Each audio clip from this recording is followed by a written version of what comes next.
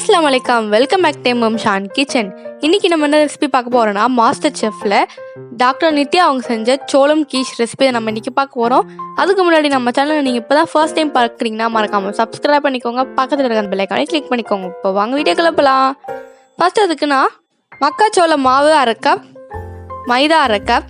மக்காச்சோள மாவு வந்து கடையிலேயே கிடைக்கும் பவுடராகவே. அப்படி இல்லைன்னா நீங்கள் லைட்டாக அந்த மக்காச்சோளத்தை வறுத்துட்டு நீங்கள் மிக்சியில் பவுடர் பண்ணி எடுத்துக்கலாம். இப்போ இதில் வந்து நான் உப்பு சேர்த்துக்கிறேன். Butter 2 table spoon. இப்போ நான் பட்டர் ஆட் பண்ணதுக்கப்புறம் இது நல்லா வந்து நம்ம மிக்ஸ் பண்ணிக்கலாம்.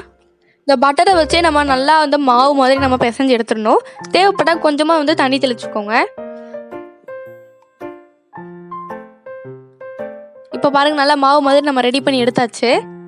நம்ம ஊற வச்சிடலாம். இப்போ நான் இந்த மாதிரி ஒரு ட்ரே எடுத்திருக்கேன். இந்த சைஸில் எடுத்துக்கோங்க. அப்படி இல்லை உங்ககிட்ட ஏதாவது டிஃபன் பாக்ஸ் மூடி இருந்தால் கூட நீங்கள் எடுத்துக்கலாம், இல்லைனா கேக் மோல்டு கூட எடுத்துக்கலாம். இப்போ இதை நல்லா ஸ்ப்ரெட் பண்ணிடுறேன். சைடில் வந்து நம்ம பீஸாக்கு பண்ணுவோம்ல, சுற்றி சைடில் அந்த மாதிரி பண்ணிடணும். அப்படி இல்லைன்னா ஏதாவது ஒரு பவுல் கூட வச்சு இந்த மாதிரி நல்லா ஸ்ப்ரெட் பண்ணிக்கலாம். இப்போ ரெடி ஆகிடுச்சு. இதை வந்து அவனில் 30 மினிட்ஸ் நான் பேக் பண்ணி எடுத்துக்கிறேன். அப்படி இல்லைனா நீங்கள் குக்கரில் கூட கேக் பேக் பண்ணுற மாதிரி 30 மினிட்ஸ் வச்சுக்கலாம்.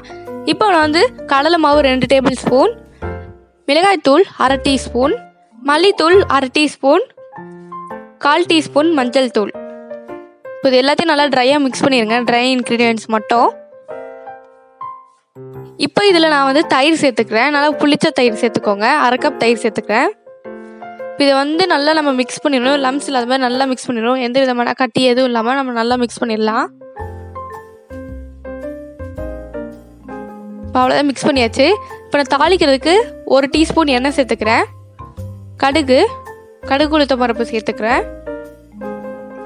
இப்போ நல்லா பொரிஞ்சு வந்ததுக்கப்புறம் நம்ம ரெடி பண்ணி வச்சுருந்தோம்ல அந்த மசாலா, அந்த தயிர் சேர்த்து வச்சுருந்தோம்ல மிக்ஸ் பண்ணி, அதை வந்து நம்ம தாளிச்சிடலாம். அப்புறம் கொஞ்சமாக வந்து தண்ணி சேர்த்துக்கோங்க. 1 கப் அளவு தண்ணி சேர்த்துக்கலாம். நீங்கள் மேக்ஸிமம் வந்து 2 கப் வரைக்கும் தண்ணி சேர்த்துக்கலாம். இது நல்லா கொதிச்சு நல்லா திக்காகணும். அந்த கடலை மாவோட பச்சை வாசனை எல்லாம் போகணும். இதில் வந்து இப்போ நான் தேவையான அளவு உப்பு சேர்த்துக்கிறேன். இந்த கிரேவியை வந்து கடி கிரேவின்னு சொல்லுவாங்க. இதை வந்து நீங்கள் சப்பாத்தி, பரோட்டா, பூரி இந்த மாதிரி கூட நீங்கள் சாப்பிடலாம். தோசை கூடலாம் சாப்பிடலாம். நீங்கள் ப்ளெயினாக வந்து எந்த டிஷ்ஷும் டக்குன்னு செய்ய முடியாதுன்னு நினச்சிங்கன்னா இந்த ஒரு கிரேவியை செஞ்சு சாப்பிடலாம். இப்போ நான் 1 டேபிள் ஸ்பூன் பட்டர் சேர்த்துக்கிறேன்.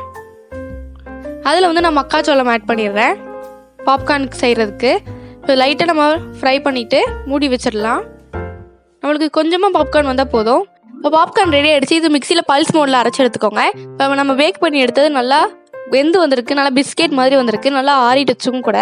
இப்போ நம்ம வந்து டிமோல்ட் பண்ணிடலாம். எடுக்கும் போது ஈஸியாக வரும். நீங்கள் கீழே எண்ணெய் எதுவும் தட வேணாம், நார்மலாக நம்ம பண்ணாலே ஈஸியாக எடுத்துடலாம். இப்போ இந்த மாதிரி நல்லா பிஸ்கெட் மாதிரி இருக்கணும்.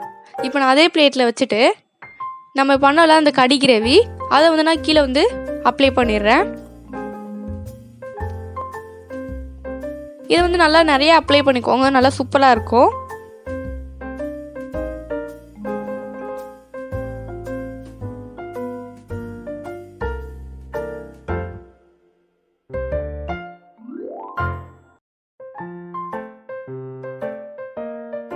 இப்போ ஃபுல்லாக அப்ளை பண்ணியாச்சு.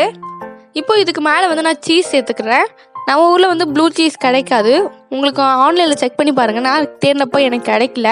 உங்களுக்கு அப்படி ப்ளூ சீஸ் கிடச்சிச்சின்னா நீங்கள் அது யூஸ் பண்ணிக்கலாம். அப்படி இல்லைன்னா நம்ம நார்மலாக கிடைக்கிற அந்த சீஸ் கூட நீங்கள் யூஸ் பண்ணிக்கலாம். மோசரல்லா சீஸ், நார்மல் ப்ராசஸ்டு சீஸ் கூட யூஸ் பண்ணிக்கலாம். இப்போ நம்ம சீஸ் ஆட் பண்ணியாச்சு. இதுக்கு மேலே வந்து நான் லைட்டாக சில்லி ஃப்ளேக்ஸ் வந்து லைட்டாக ஸ்ப்ரிங்கிள் பண்ணிக்கிறேன்.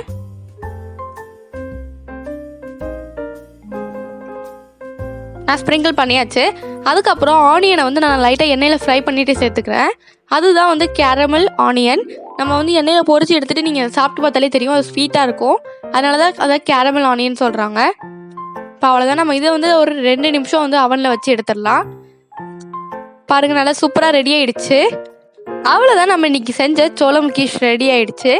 இந்த ரெசிபி நீங்கள் சிம்பிளாக வீட்லேயே ட்ரை பண்ணலாம். வீட்டில் இருக்க இன்க்ரீடியன்ஸ் வச்சே ட்ரை பண்ணலாம். ரொம்ப சூப்பராக இருக்கும். பார்க்க வந்து கஷ்டமாக இருக்கும் மாதிரி இருக்கும், ஆனால் செய்யும் போது ரொம்ப ஈஸி தான். ஒரு 5 மினிட்ஸ் 10 மினிட்ஸ்லேயே நீங்கள் ஈஸியாக செஞ்சு முடிச்சிடலாம். இதில் வந்து நான் சைடில் அந்த எண்ணெயில் ஃப்ரை பண்ணி எடுத்த ஆனியன், அப்புறம் நம்ம கோர்ஸாக அரைச்ச அந்த பாப்கார்ன். ஆனியன் வந்து நீங்கள் பாதியாக கட் பண்ணிவிட்டு நல்லா ஸ்லைஸ் பண்ணிவிட்டு ப்ளெயினாக வந்து எண்ணெயில் பொரிச்சு எடுத்தாலே போதும். இந்த ரெசிபி தான் மாஸ்டர் செஃப் தமிழில் டாக்டர் நித்யா அவங்க செஞ்ச ரெசிபி சோளம் கீஷ். இந்த ரெசிபி உங்களுக்கு பிடிச்சிருந்ததுன்னா லைக் பண்ணிக்கோங்க, ஷேர் பண்ணிக்கோங்க, மறக்காமல் சப்ஸ்கிரைப் பண்ணிக்கோங்க.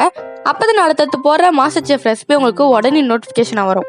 இது போல் ஒரு இன்ட்ரெஸ்டிங்கான வீடியோ நெக்ஸ்ட் டைம் சந்திக்கிறேன். பாய். See you, take care, stay home, stay safe.